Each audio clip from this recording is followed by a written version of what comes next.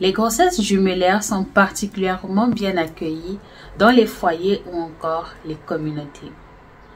Du point de vue physique, cela relève d'un mystère. Déjà que la création en elle-même est un mystère. Du point de vue sociétal, les futurs parents gagnent en considération, en respect, en prestige. On ne comprend pas souvent trop pourquoi. Du point de vue spirituel, les grossesses jumellaires sont dites d'apporter de l'abondance, de la richesse, une particularité aux futurs parents ou encore à la famille tout entière.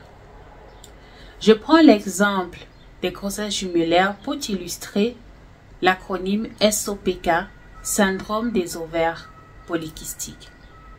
Dis-toi que dans ce phénomène-là, tes ovules se multiplient à une vitesse fulgurante, plus que la normale, et ceci n'est pas sans conséquence.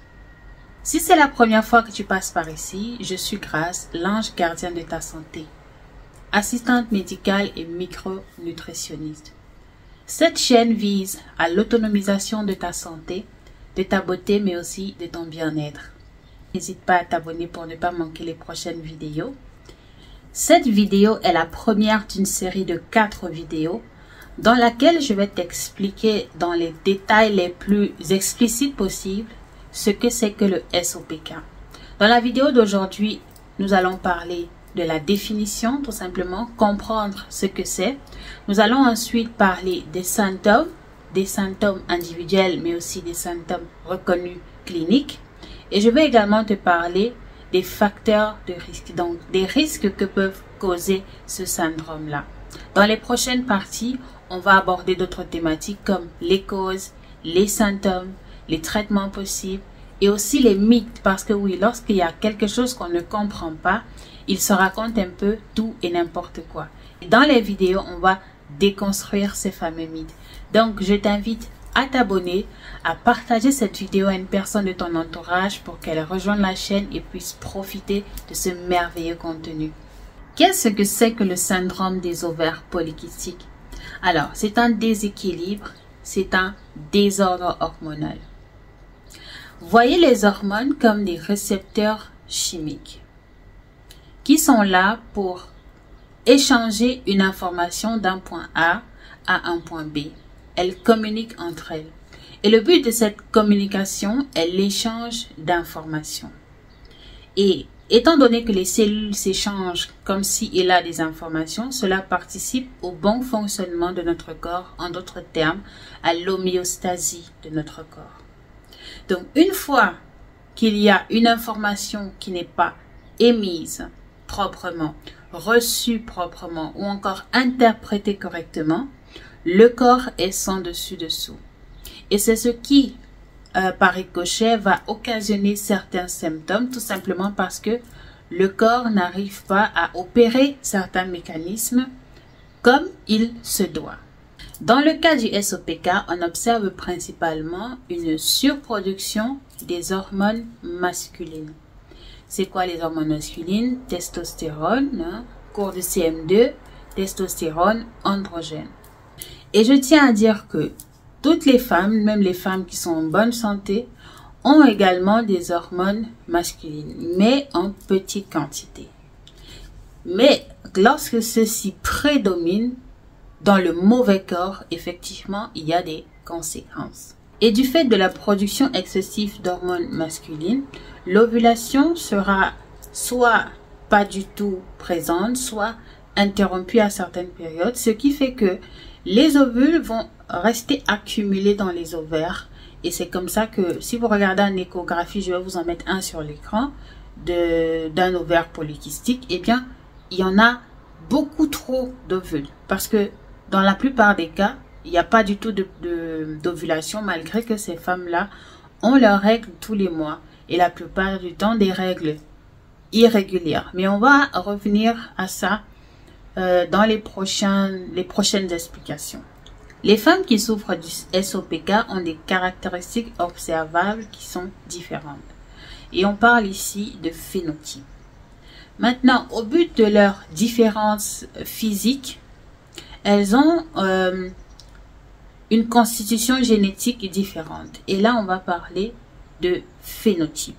Vous allez observer des femmes qui sont minces, qui sont grasses, enfin en surpoids, ou alors même obèses. Certaines ont une forte pilosité, certaines pas du tout. Ce qui prédispose donc ces femmes à vivre leur maladie de manière complètement ou presque différente. C'est-à-dire que si on place 5 femmes qui souffrent de SOPK, d'origine différente ou même pas du tout, la plupart du temps, elles n'ont toutes ou presque pas du tout les mêmes manifestations quand il s'agit de leur maladie. Elles le vivent différemment. Les différents symptômes que peuvent observer les femmes souffrant de SOPK sont par exemple des cycles très longs, donc de plus de 35 jours, particulièrement caractérisés par l'irrégularité. C'est-à-dire que la plupart d'entre elles n'ont pas leurs règles voilà, tous les mois ou tous les 28 jours, tous les 30 jours comme les autres. Mais c'est genre, voilà, je fais 2 mois sans saigner et puis ça revient, et puis ça fait 3 mois et puis ça revient, etc. Encore, ce n'est pas parce que elles ont leurs règles, ça veut forcément dire qu'elles ovulent. Et là encore, c'est une autre question. Donc, elles n'ovulent pas forcément pendant les règles. Un deuxième symptôme observé, c'est le fluide cervical qui n'est pas très déterminant. Qu'est-ce que je veux dire par là? Pour ceux qui ont déjà entendu parler ou alors qui utilisent la méthode FAM, la méthode FAM, Fertility Awareness Method, qui consiste tout simplement à suivre l'évolution de son cycle en prenant ses températures et la position ou encore la qualité de son fluide cervical pour déterminer la période féconde. Et vous savez que la période féconde généralement est caractérisée par un fluide cervical qui a la caractéristique d'un jaune d'œuf, d'un blanc d'œuf, autant pour moi. Donc, lorsque vous observez ce fluide cervical, en tout cas pour les personnes qui sont activement en recherche de bébés, qui ont déjà consulté gynécologue, endocrinologiste, etc., vous pourrez un peu comprendre de quoi est-ce qu'il s'agit. Vous remarquez généralement que le fluide cervical, il a l'aspect d'un blanc d'œuf. C'est là qu'on dit qu'on est fertile. Dans le cas des femmes souffrant de SOPK, elles peuvent effectivement observer ce fluide cervical, sauf qu'il n'y a pas d'ovulation qui a eu lieu, en tout cas la plupart du temps ou presque. Donc, ce n'est pas toujours un indicateur d'ovulation. Un autre symptôme que ces femmes-là observent, c'est l'excès de pilosité, donc que ce soit au niveau du corps tout entier ou du visage. La plupart ont souvent beaucoup de barbe et donc une femme qui n'est pas forcément, enfin aucune, je veux dire, il n'y a pas beaucoup de femmes qui sont à l'aise avec le fait d'avoir de la barbe et tout, ça pousse dans tous les sens. Mais aussi au niveau du corps, donc vous allez observer beaucoup plus, mais vraiment pilosité d'homme quoi, sur le torse, etc. Un autre symptôme, c'est tout simplement de l'infertilité, dû, n'est-ce pas, au fait que leurs cycles ne sont pas forcément indicatifs d'ovulation, donc elles n'ovulent pas toujours. Il y a également l'acné, donc l'acné aussi c'est un indicatif que vous souffrirez des ovaires polykystiques parce que dans le processus d'acné, il y a l'accumulation du sébum, il y a le dihydrotestostérone qui ne pourrait pas fonctionner normalement, les androgènes, etc., la glande thyroïdienne, bref, c'est tout un autre aspect qu'on en abordera précédemment ou alors ultérieurement. Et il y a également des caractéristiques d'hommes comme tout simplement une voix qui est très grave, une voix qui porte énormément. Alors peut-être naturellement vous avez une voix qui porte, mais dans le syndrome, le cas du syndrome SOPK, c'est généralement un indicatif. Maintenant, on va parler des symptômes cliniques, donc c'est-à-dire ce qui est au niveau clinique, donc à l'hôpital et tout, indicatif que vous souffrirez de SOPK. Un premier symptôme clinique, ce sont, n'est-ce pas, les ovaires qui prennent du volume. Ce qui est dû, n'est-ce pas, à cette accumulation d'ovules-là. Rappelez-vous, au début, j'ai dit que il y a une production d'ovules anormale, donc 2, 3, 4, 5, 6, 10 fois plus. Et en plus, lors du cycle, il n'y a pas forcément d'ovulation. C'est-à-dire que les ovules restent coincés dans les ovaires. Et donc, ça se multiplie, ça se multiplie.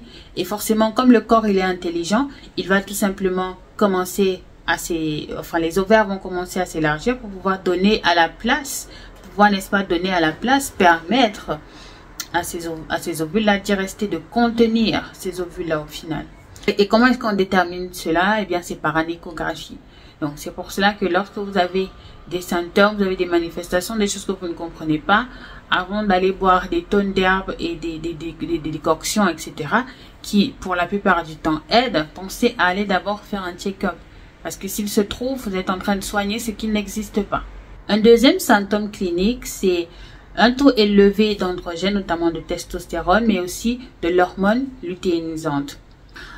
Troisième symptôme clinique, c'est l'hormone lutéinisante renversée. C'est-à-dire que le ratio entre la production de l'hormone folliculo-stimulante et de l'hormone lutéinisante n'est pas en balance. Dans le cas du SOPK, l'hormone lutéinisante est produite en beaucoup trop grande quantité par rapport au FSH, alors que dans le cycle normal d'une femme, c'est le contraire.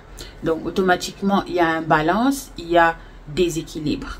Un autre symptôme clinique généralement considéré, c'est l'ovulation anormale, due tout simplement, voilà, au développement de l'ovule qui ne se fait pas dans un cycle normal, qui n'est pas expulsé à maturation, ou alors n'est quasiment pas expulsé. Bref, ça va un peu dans tous les sens. Maintenant, on va parler des risques sur la santé générale des femmes, dus, n'est-ce pas, au syndrome des ovaires polykystiques. Je l'ai peut-être mentionné au début de la vidéo, ou pas du tout, mais il faut savoir que le SOPK, ce n'est pas une maladie, d'accord? C'est un syndrome, c'est-à-dire que c'est un ensemble de choses qui caractérisent cette maladie. C'est pour cela qu'elle est assez complexe à traiter, parce que il y a beaucoup de paramètres qu'il faut prendre en compte, il y a beaucoup de paliers qu'il faut gérer, et ce n'est pas toujours évident dans la vie de tous les jours. Et si vous vous rappelez, j'ai parlé précédemment de génotype. Pourquoi? Parce que la maladie va se manifester en vous en fonction de votre génotype. C'est pour cela que vous allez voir des femmes qui sont obèses, qui ont tout autre symptôme, donc résistance à l'insuline, etc. Et les femmes qui sont plutôt minces, mais qui souffrent également elles aussi des SOPK, mais qui ne vont pas observer les mêmes manifestations de la maladie. Pause publicitaire. Si tu ne fais pas encore partie de notre communauté, qu'est-ce que tu attends? Dès à présent, tu peux rejoindre la Pretty Community pour faire partie de nous, pour faire partie du cercle fermé, du cercle privé, dans lequel on parle des sujets beaucoup plus intéressants, beaucoup plus en profondeur, où on dit des choses qui ne sont pas forcément dites sur la place publique, des choses qu'on ne peut pas forcément aborder en public, parce que voilà, on va se faire lapider tout simplement. Donc, rejoins la chaîne dès maintenant pour profiter, pour bénéficier de contenus très élaborés et surtout exclusifs. Si tu ne le savais pas, je suis également artiste médical, peintre et afrocentrique. Et les tableaux que tu vois derrière moi sont quelques-unes de mes œuvres. Donc, je fais des tableaux pour les cliniques privées. Donc, si vous êtes un dentiste, une gynécologue ou un gynécologue, voilà, gender free, d'accord?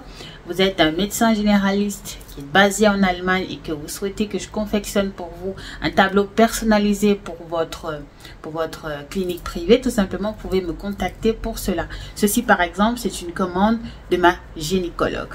D'accord? Et ça, c'est voilà, c'est le côté afro, c'est le côté de mes racines, le côté traditionnaliste qui ressort, où je mets comme ça en avant le tissu ndop, donc le tissu bamileke de chez moi, le tissu traditionnel qui s'est aujourd'hui vulgarisé, mais pas de la mauvaise manière, et donc je l'utilise également dans mes œuvres afin de valoriser tout simplement notre culture africaine. Donc je te mets les informations en barre de description et je te dis merci d'avance pour ta proactivité.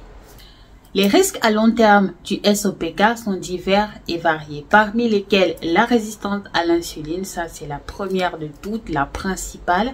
Ensuite, on a différents cancers comme le cancer des ovaires, le cancer du sein ou encore le cancer de l'utérus, enfin les cancers de l'appareil reproducteur femelle en général. Ensuite, on a les maladies cardiovasculaires qui peuvent arriver. Les victimes du SOPK peuvent également souffrir du syndrome métabolique, du diabète de type 2, mais aussi de l'hypertension artérielle. Ça fait un bon paquet de maladies, je sais. C'est la raison pour laquelle il faut faire tout ce qui est en votre pouvoir, mesdames, pour vous porter mieux.